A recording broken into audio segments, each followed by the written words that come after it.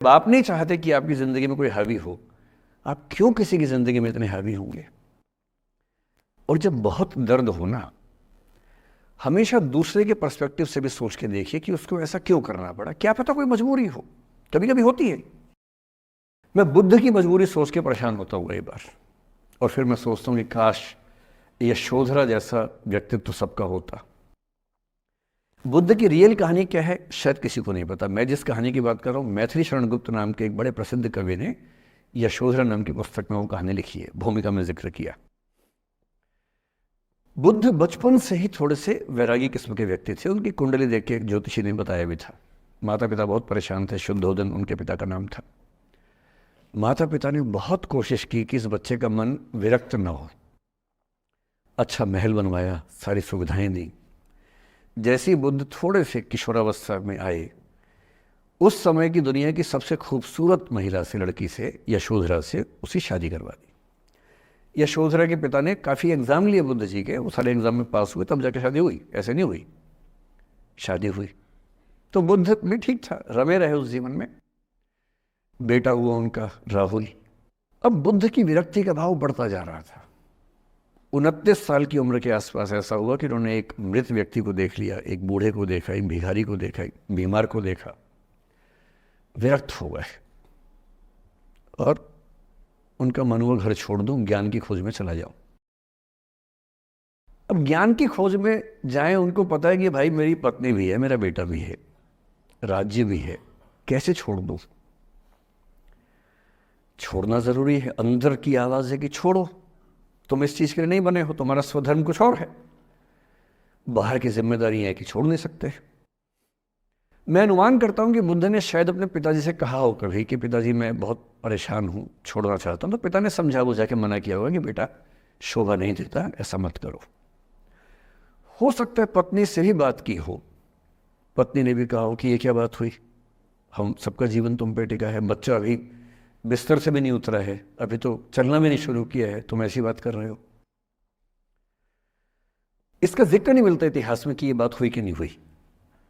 और एक दिन बुद्ध ने तय किया और वो आधी रात को पत्नी और बेटे को सोता हुआ छोड़ के चले गए। इसको बौद्ध परंपरा में महाभिनिष्क्रमण कहते हैं, बुद्ध का अपने घर से निकल जाना। अब बुद्ध चले गए, लेकिन मैथिली शरण गुप्त यशोधरा के पर्सपेक्टिव से बुद्ध को देख रहे हैं। यशोधरा बहुत परेशान है, भाई पति चला गया है, बच्चे का पिता चला गया, मजाक थोड़ना है। राजा परेशान है कि उनका उत्तराधिकारी चला गया है। यशोधरा इतनी परेशान है, बहुत लंबे समय तक छंद आते रहते हैं कि वो कितनी बेचैन है, कितनी परेशान है। लेकिन यशोधरा की सबसे बड़ी परेशानी इस बात से नहीं कि बुद्ध चले गए, इस बात से है कि बिना बताए चले गए, भरोसा नहीं किया। और वो अपनी सहेली से कहती है, सिद्धि हेतु स्वामी गए, यह गौरव की बात। मुझे गर्व है कि मेरा पति इतने महान काम के लिए गया है। सिद्धि हेतु स्वामी गए, यह गौरव की बात, पर चोरी चोरी गए, यही बड़ा व्याघात। सखी सखी वो मुझसे कहकर जाते, कह तो क्या वो मुझको अपनी पथ बाधा ही पाते। क्या मैं रास्ता रोकती उनका? उसके मन में ये मलाल है कि बिना बताए चले गए। वो इस भाव को लेट गो नहीं कर पा रही है, परेशान है।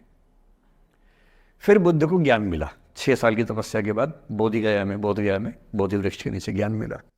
बात फैल गई। जो 5 शिष्य बुद्ध को छोड़ के भाग गए थे उनके बुरे वक्त में, उन्हीं 5 को बुद्ध ने सबसे पहले ज्ञान दिया सारनाथ में, जिसको धर्मचक्र प्रवर्तन कहते हैं। बुद्ध की ख्याति बढ़ने लगी। शुद्धोदन ने बुद्ध के पास, अपने बेटे के पास कई लोगों को भेजा ये कहने के लिए कि भाई यहां भी तो आओ, हमसे भी तो मिलो। बुद्ध का ऐसा प्रताप था कि जो उनके पास जाता वो बुद्धम शरणम गच्छामि हो जाता, वापस ही नहीं आता। तो फिर शुद्धोदन ने बुद्ध के बचपन के एक दोस्त को ये कह के भेजा, भैया मैं जानता हूं तुम वापस नहीं आओगे, पर प्रभावित होने से पहले बोल देना कि पापा याद कर रहे थे। तो वो गया, उससे वायदा निभाया, हो तो गया, बुद्ध के संग में दीक्षित हो गया, पर वायदा निभा दिया। तो बुद्ध ने कहा जरूर जाऊंगा, पिताजी की आज्ञा है तो जाऊंगा ही जाऊंगा। बुद्ध पहुंचे अपने कपिल वस्तु जो अपना इलाका था वहां पहुंचे। पूरे कपिल वस्तु में, नेपाल सिद्धार्थ नगर से नेपाल जाएंगे तो नेपाल बॉर्डर पे ही कपिल वस्तु है। मैं देखने गया था वो जगह जहाँ बुद्ध पैदा हुए थे, बड़ा सुंदर स्थान है, आप भी जाकर देखें कभी। तो बुद्ध पहुंचे रात को, एक धर्मशाला में रुके। अब वहाँ हल्ला मच गया कि राजा का बेटा धर्मशाला में। बुद्ध ने कहा भाई मैं देखो राजा का बेटा बन के नहीं आया हूँ, मैं बुद्ध बन के आया हूँ। सुबह उठ के भिक्षा मांगने लग गए उस इलाके में, अपने ही पिता के राज्य में। पिता ने सिर पीट लिया कि भाई क्या कर रहे हैं। फिर बुद्ध ने सूचना भिजवाई कि मैं बुद्ध हूँ, बेटा हूँ संयोग से, ठीक है मैं आ रहा हूँ मिलने के लिए, पर मैं बुद्ध होके आया हूँ, मेरी चर्या है, नियम है, मैं भिक्षा से ही जीवन जीता हूँ अपना। ठीक है, पिताजी ने कहा चल कोई बात नहीं। फिर बुद्ध गए पिता से मिलने, पिता से मिले, सबसे मिले, भरी सभा में। लेकिन यशोधरा नहीं आई मिलने के लिए, लेट गो नहीं कर पा रहे थे। उसके मन में दर्द था, छुप के क्यों गया, बता के जाता। बुद्ध ने पूछा पिता से कि यशोधरा कहाँ है, तो बोले कि वो कह रही है कि अगर बुद्ध मिलना चाहेंगे तो खुद ही मिलने आएंगे मुझसे, मैं क्यों जाऊंगी भाई, आत्मसम्मान भी तो कोई चीज़ है, मैं क्यों मिलने जाऊंगी। तो बुद्ध मिलने गए। सोचिए कमरे में यशोधरा बैठी है, राहुल साथ में है। अब राहुल थोड़ा सा बड़ा हो गया है, 6-7 साल का है। बुद्ध गए हैं। अब आपके मन में आ रहा है कि बुद्ध वहाँ जाके बोलेंगे सॉरी मैंने गलत किया, I hurt you, I really feel sorry.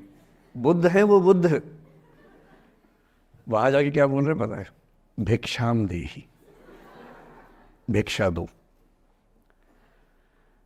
और यशोधरा कितनी महान महिला रही होगी, उसने अपने बेटे का हाथ बाप के हाथ में दे दिया। लेट गो का इससे महान उदाहरण दुनिया के इतिहास में नहीं है कि चलो आखिर तुमने आके झुक के कुछ मांगा तो सही। उसकी जितनी ईगो थी, अहंकार था, सब विगलित हो गया। और जो औरत परेशान थी कि मुझसे बिना बताए गया, उसने अपने बेटे को दे दिया कि इसको लेके जाओ, क्योंकि मैं जानती हूँ कि तुम महान काम कर रहे हो, और तुम महान काम कर रहे हो तो मैं क्यों बीच में आऊँगी भाई। मेरा पति महान काम कर रहा है तो मुझे खुशी होनी चाहिए, और तुम्हारी उस खुशी में मैं क्यों पीछे हटूँ। बस मुझे भरोसे में लेके जाते तो और खुश होती। ऐसी दूसरी कहानी राधा जी की है। राधा जी आप जानते हैं कृष्ण उनसे बहुत प्रेम करते थे, वो कृष्ण से प्रेम करते थे, उनका विवाह नहीं हो पाया, अलग बात है। लेकिन हमारी परंपरा में प्रेम का जो पराकाष्ठा है ना, प्रेम का चरम, वो तो कृष्ण राधा का है। मतलब राधा कृष्ण का प्रेम एक खास किस्म का प्रेम है, जहां विवाह के बंधन के न होने पर भी प्रेम का चरम रूप होता है। राम और सीता का प्रेम गार्हस्थ्यिक प्रेम का चरम रूप है कि पति पत्नी का प्रेम कितना शानदार हो सकता है। वो देखना हो तो राम सीता का प्रेम देखिए, विशेष रूप से तुलसीदास जी के यहाँ देखिए। और वैसे जो प्रेम होता है वो देखना हो तो राधा कृष्ण का प्रेम देखिए। पर इंटरेस्टिंग है, ये सारे जो हमारे धर्म के चरित्र हैं ये समय के साथ चेंज होते गए हैं। राम बदले हैं, कृष्ण बदले हैं, राधा बदली हैं, सब बदले हैं। एक कवि थे सूरदास, भक्ति काल में 16th सेंचुरी, आप मोटा मोटा ध्यान में रखिए। कृष्ण को, आपने वो कहानी सुनी होगी, कृष्ण तो अपने घर में थे, कंस को मारने के लिए वो पैदा हुए थे। कंस को पता लगा तो कंस ने अपने एक सहयोगी अक्रूर, जो कि श्वफल्क के पुत्र थे, उनसे कहा कि जाओ और कृष्ण को लेके आओ, यही मारेंगे। उसको पता नहीं था क्या होगा बाद में। आदमी कॉन्फिडेंस में ऐसी गलतियाँ करता ही है, तो वो सुपर कॉन्फिडेंट था, बुलवाया कृष्ण को। कृष्ण तो इसी काम के लिए आए थे, समझ गए कि बुलावा आ गया है, अब इससे काम निपटाना है, चलते हैं। राधा और गोपियाँ कृष्ण के बिना रह नहीं सकती थी। सुपर इमोशनल विमेन, ऐसा मानते हैं कि वो महिलाएं, राधा तो छोटी थी, बाकी महिलाएं गोपियाँ उनसे काफ़ी बड़ी उम्र की थी, इतनी इमोशनल थी कृष्ण को लेकर कि कृष्ण के बिना वो सोच नहीं सकते थे कैसे रहेंगे। पर वो जिस काम के लिए आए थे धरती पर, वो तो करना ही था। तो अक्रूर आए, अक्रूर ने बताया कि ऐसे ऐसे आया हूँ, ले जाना है। तो कृष्ण और बलराम चले गए। इधर कृष्ण गए, उधर गोपियों का रो रो के हाल बुरा, राधा का हाल बुरा। ऐसी दीवानगी आजकल की फिल्मों में आप सोच नहीं सकते, ऐसी दीवानगी थी उस जमाने में उनके बीच में। और जब आदमी का प्रेम हाथ से निकलता तो वो बेचारा कितना कमजोर हो जाता है। राधा जी की हालत सोचिए। सूरदास कह रहे हैं, अति मलिन वृष भानु कुमारी, हरिश्रम जलु अंतर तन भीजे, ता लालच न धुआवती सारी।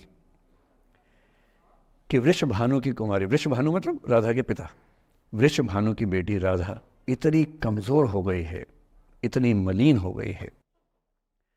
हरिश्रम जलु अंतर तन भीजे, कृष्ण के पसीने की कुछ बूंदें उसके ऊपर गिर गई थी, उसकी साड़ी में लगी हुई हैं। ता लालच न धुआवती साड़ी, इस लालच से साड़ी धुलवा नहीं रही है। और जब से कृष्ण गए हैं कपड़े तक नहीं बदलना चाह रही है कि इस कपड़े में मेरे प्रिय की याद है। खाती नहीं है, इतनी कमज़ोर है, हिल नहीं पाती है। एक और कवि हुए, वो तो इतने आगे बढ़ गए, बिहारी नाम के कवि थे। उनकी नायिका तो लगता है कि घड़ी का पेंडुलम है। सांस लेती है तो 4-5 कदम 6-7 कदम पीछे चली जाती है, सांस छोड़ती है तो आगे आ जाती है। सांस की हवा से ऐसा हो रहा है।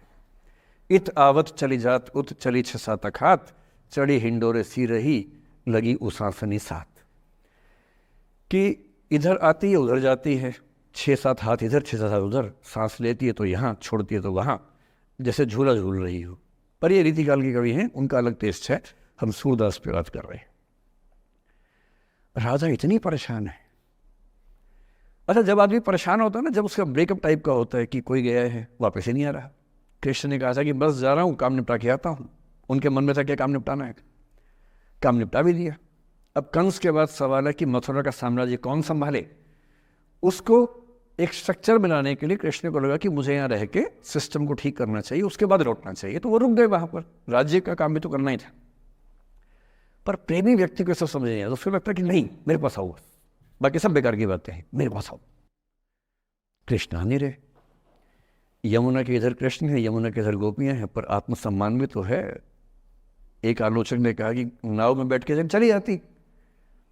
आत्मसम्मान होता है प्रेम में कि मैं क्यों जाऊं, बिना बताए क्यों चले गए, बता के जाते।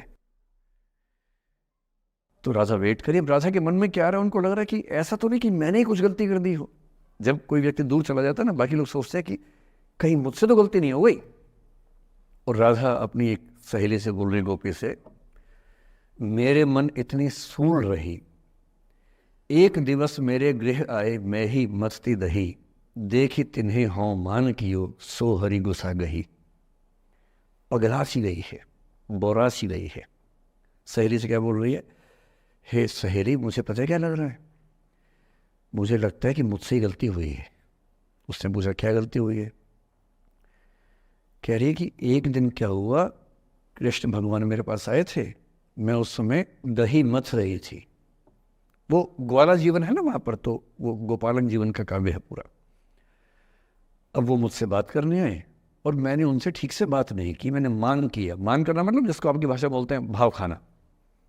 मैंने उनसे ठीक से बात नहीं की, मुझे लगता वो नाराज़ हो गए, इसी नाराज़गी से लौट नहीं रहे हैं। मेरे मन इतनी सूल रही, मेरे मन में कांटा चुभ रहा है। एक दिवस मेरे घर आए, अब समझ में आएगा, एक दिवस मेरे घर आए मैं ही मथती दही, देखी तिन्हें, हाँ हाँ मतलब मैं, मान की योग, मैंने अहंकार दिखाया, सो हरि गुस्सा गही, गुस्सा आ गया उनको इस बात से। सूरदास की राधा मुक्त नहीं हो पा रही, लेट गो नहीं कर पा रही।